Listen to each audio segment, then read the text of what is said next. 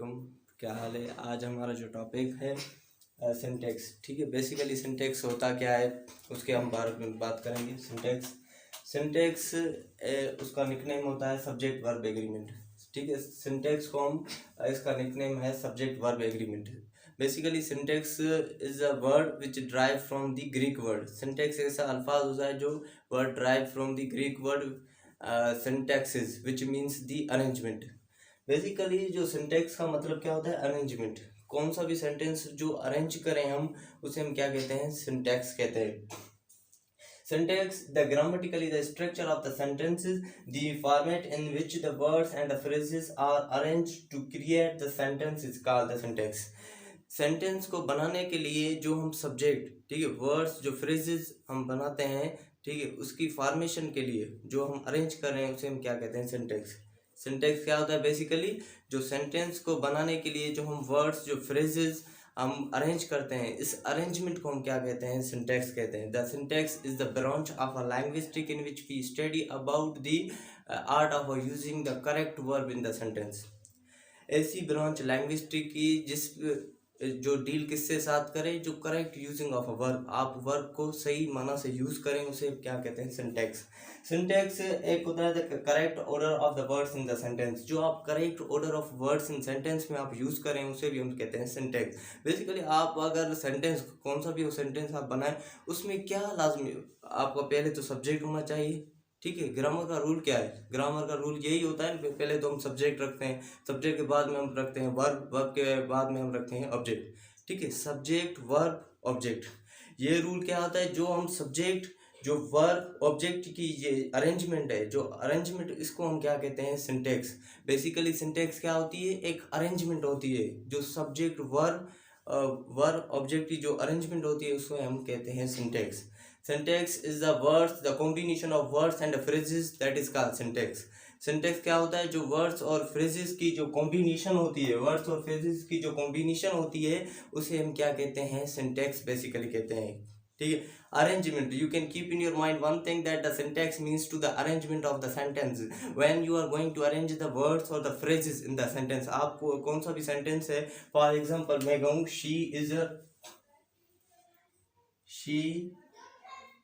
she is pretty, okay.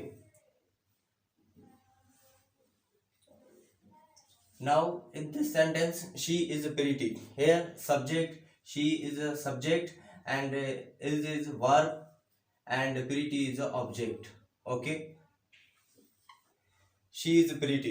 यहाँ पर आप देखें, जो शी है वो हमारा सब्जेक्ट है, जो हमारा इज है वो हमारा वर्ब है, प्रीटी हमारा ऑब्जेक्ट है।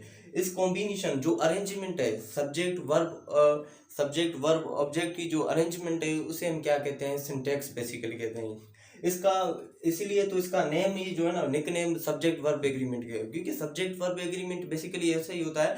अगर आप कौन सा भी सेंटेंस बना रहे हैं, उसमें क्या लाजमी है, ठीक है। सब्जेक्ट क्या होता है? डायरेक्टली प्रोपोर्शनल टू होता है वर्ब के साथ, ठीक है। अगर आपका सब्जेक्ट प्लूरल है, ठीक है, तो आपका वर्ब भी ट्रीटेड होगा एज अ प्लूरल। अगर आपका सब्जेक्ट सिंगुलर है, तो आपका वर्ब भी सिंगुलर ट्रीट होगा। ये हमारा सिंटेक्स कहता है, ठीक है। In syntax you will focus about the verb, ठीक है। वर्ब कैसे सिंगुलर होता है और कैसे प्लूरल होता है, ये सिंटेक्स होता है, आपको बताइए। Syntax is the study about the how you will arrange the words in the sentence, how you correct order of the words in sentence.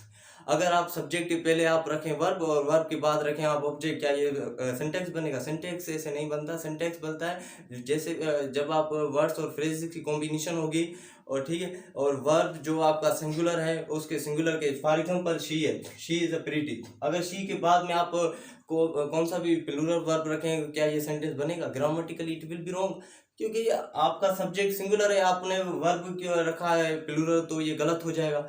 जैसे कि ये सेंटेंस है, that is the grammatically correct, क्योंकि subject आपका singular है, आपका verb भी singular है। अगर मैं कहूँ दे आर बेस्ट फ्रेंड, ठीक है, they are best friend, they are best friend.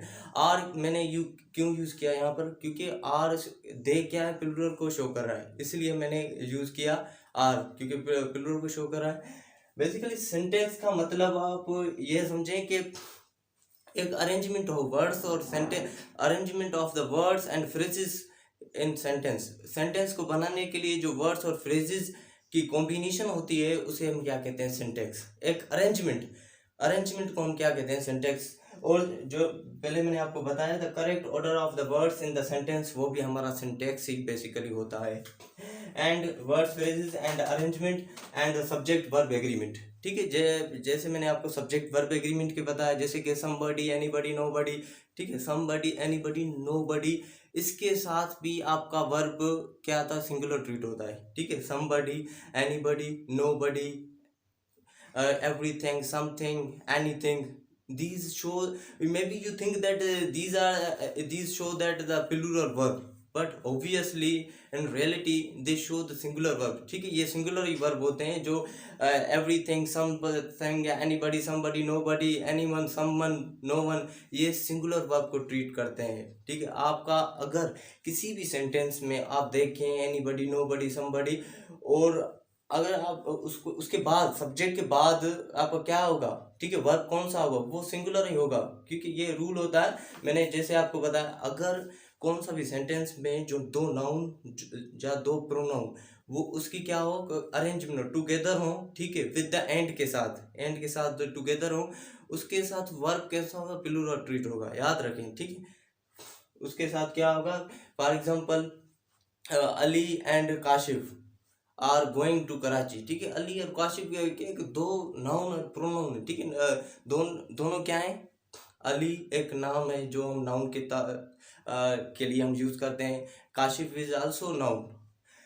Basically, syntax, I hope you have understood whatever I have talked about syntax, and if you get any kind of problem related to the sentence, you may come into the comment section, you may comment me. Inshallah, I will try my level best to make you clear about the syntax. Thanks for watching, goodbye, and please subscribe my channel. Thanks.